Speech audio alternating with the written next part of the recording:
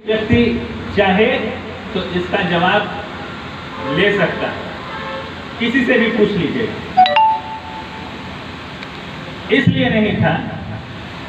आज अगर आपकी सच्ची निष्ठा थी हिंदुस्तान को आज़ाद कराने के लिए, तो आज़ाद होने के ठीक 5 दिन 10 दिन के बाद पाकिस्तान का बंटवारा क्यों हो गया?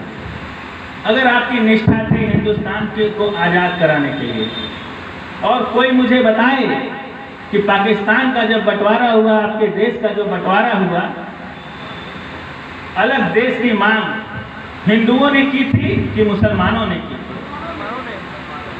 अलग देश की मांग किसने की थी? और ठीक आपके देश के आज़ाद होने के बाद अलग देश की मांग हो जाती है, तो मैं कैसे मान लूं भाई कि आपने इस हिंदुस्तान की आज़ादी में अपना सहयोग किया है? मैं कैसे मानूं? आपकी मंशा ही यही थी कि धर्म के आधार पर हम अपना एक अलग मुल्क बसाएंगे। इसलिए आपसे जितना हो सका, आपको एक अलग देश चाहिए था, इसलिए आपने उसमें सहभागिता दी। दूसरी बात, कुछ लोग कहते हैं कि भैया क्या सभी मुसलमान आतंकवादी होते हैं क्या, कि जितना आप सबके पीछे पड़े रहते हैं? उनका भी मैं जवाब देके जाता हूं। अगर सभी मुसलमान आतंकवादी नहीं होते हैं, तो जितने भी आतंकवादी पकड़े जाते हैं भैया, वो मुसलमान ही क्यों होते हैं? क्यों होते हैं? इक्का दुक्का लोगों को जब हम जैसे लोग जब कुछ बात करते हैं, तो हम लोगों को रोकने के लिए अब्दुल कलाम जैसे लोगों का उदाहरण दिया जाता है, बिस्मिल्लाह खान जैसे लोगों का, अब्दुल्ला खान जैसे लोगों का उदाहरण दिया जाता है कि नहीं, ये लोग भी तो अच्छे थे। भैया, उस बात को मैं अपने मंच पे आने से पहले मेरी पहली लाइन यही थी कि कलाम जैसे लोगों को प्रणाम करता हूं और कसाब जैसे लोगों को काटने का काम करता हूं।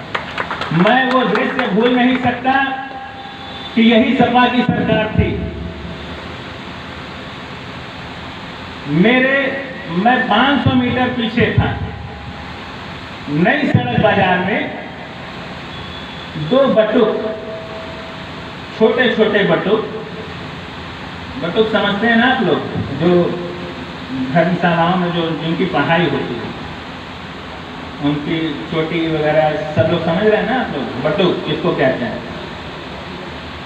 छोटे छोटे बटुक वो नई सड़क के रास्ते से जा रहे थे, और वहीं नई सड़क पे किसी बच्चों ने एक बटुक के पैर से एक उसी नई सड़क के मुसलमान के एक दुकान पे थोड़ा सा ठोकर क्या लग जाता है, तो उन दोनों बटुकों को चोटी पकड़ के, छोटे छोटे बच्चों को चोटी पकड़ के मुसलमानों ने वहां के, इसी नई सड़क की मैं बात बता रहा हूं, वो मंजर मेरे आंखों से कभी दूर नहीं जाता है। मैं क्यों कट्टर हूं? क्योंकि मेरे बगल में पांडेपुर में अर्दली बाजार पड़ता है, जहां पे अगर हिंदुओं के बीच में कोई मुसलमान का घर होता है, हम लोगों को कोई दिक्कत नहीं होता है, लेकिन अर्दली बाजार में अगर किसी भी अगर वहां पे मुसलमानों के बीच में अगर कोई हिंदू घर होता है, तो ऐसे लोग आते हैं जो बताते हैं कि भैया, जब हमारी लड़की हमारे घर के अंदर आती है, या हम लोग जब सोए रहते हैं अपने घरों में, जब अपने अगले दिन हम लोग जब अपना दरवाजा खोलते हैं, तो हमारे घर के सामने बड़े बड़े नल्ले, हड्डी, मांस हम लोगों के दरवाजे के सामने फेंके जाते हैं। वो इसलिए फेंके जाते हैं कि आज नहीं तो कल परेशान होकर ये चले जाएं यहां से। ये मंशा होती है, और हम और आप गंगा जमुनी के तहजीब में ही हम लोग व्यस्त रहते हैं। अच्छा, बारिश का भी समय हो रहा है। आप जैसे मुझसे ज्यादा मुझे मालूम है कि इतने सभी युवा साथी भाई बैठे हुए हैं। मजा उसमें नहीं कि मैं बोलूं और आप सुने। मुझे लगना चाहिए कि मैं अपने लोगों के बीच में आया हूं।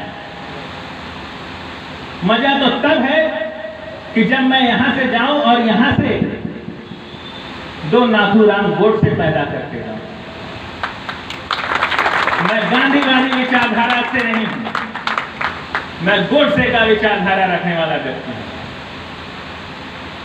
गोडसे को, नाथूराम गोडसे को कुछ लोग कहते हैं कि ये भारत का प्रथम आतंकवादी था।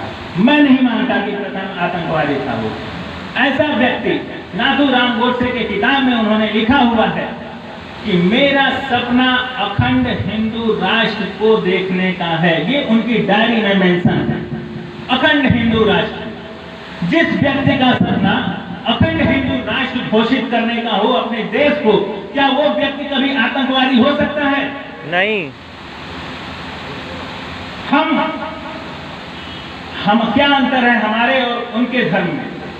हम अगर अपने धर्म के प्रति बहुत ज्यादा जुझारू होते हैं, हम अपने धर्म के प्रति जिस दिन बहुत ज्यादा धार्मिक होंगे, तो भैया हम और आप ज्यादा से ज्यादा चले जाएंगे, हरिद्वार दर्शन करेंगे या किसी न किसी गुफाओं में हम लोग भगवान को प्रसन्न करने चले जाएंगे। लेकिन वो लोग जिस दिन इस्लाम पढ़ के बहुत ज्यादा धार्मिक हो जाते हैं, तो वो AK-47 लेके जिहाद करने के लिए निकल जाते हैं।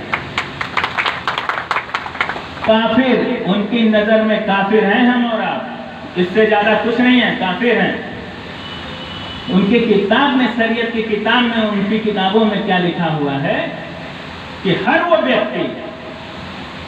व्यक्ति जो अल्लाह को ना माने, वो व्यक्ति काफिर है।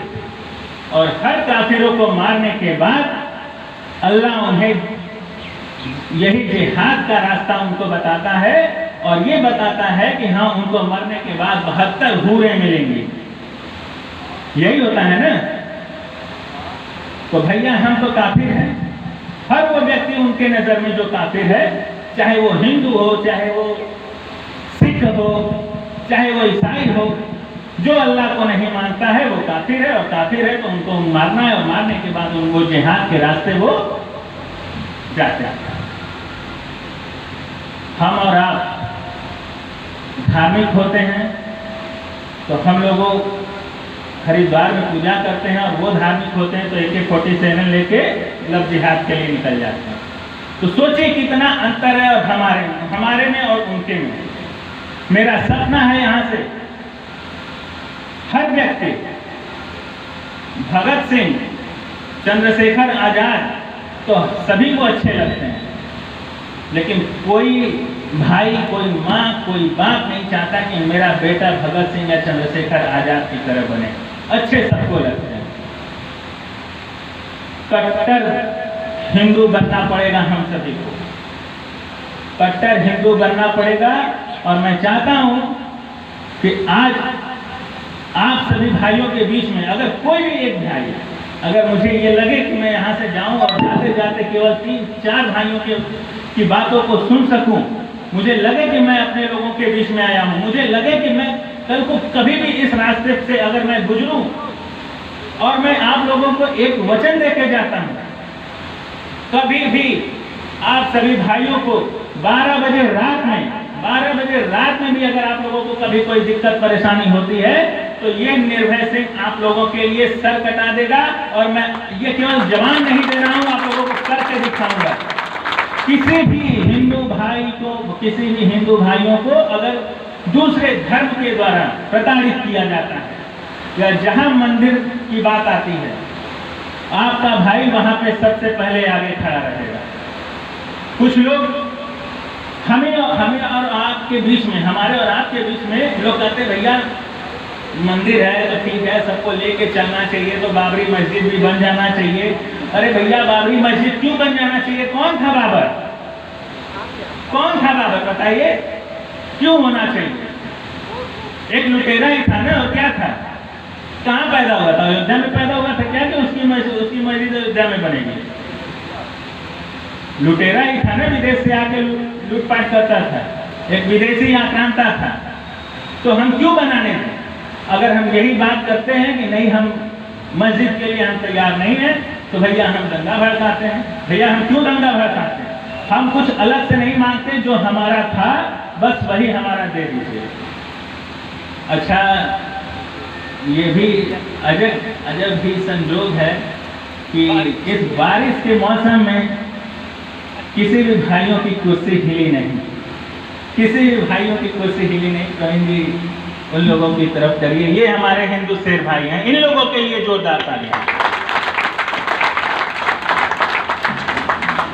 आप सभी भाइयों के बीच में मौसम को भी देखते हुए मैं चाहूंगा कि कोई भाई आए और उसके मन में जो बात है, उसके मन में जो बात है अपने धर्म के प्रति, या जो भी कुछ कोई व्यक्ति कहना चाहता है, मैं ये बिल्कुल नहीं चाहता। हाँ, एक बात और, कोई आपस में ये ना कहे कि हाँ आप पूछिए, आप पूछिए, आप बोलिए, आप बोलिए। जिसके मन में है वो, मेरी आंखें तरस रही हैं कि इतने भीड़ में से एक शेर को देखना चाहता हूँ, एक शेर को देखना चाहता हूँ, हिंदू नहीं कट्टर हिंदू को देखना चाहता हूँ।